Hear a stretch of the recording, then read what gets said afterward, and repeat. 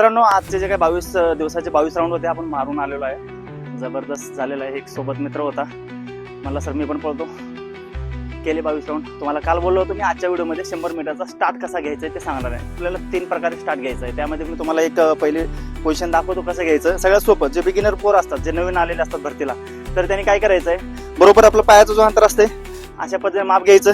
तो तुमचा आणि जो मागचा पाय असतो उजवा पाय एवढ्या स्पीड मध्ये काढायचं असतं मित्रांनो, आणि झप झप झप झप झप झप असा निघून जायचं आहे. घेतले एकदम स्टार्ट प्रॉपर.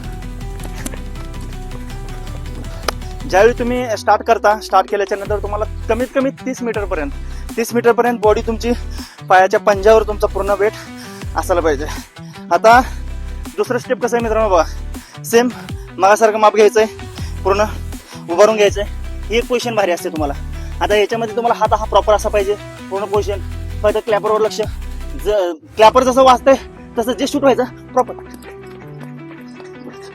पोलीस भरतीला आपल्याला शक्यतो मागं उभारून सोडतात.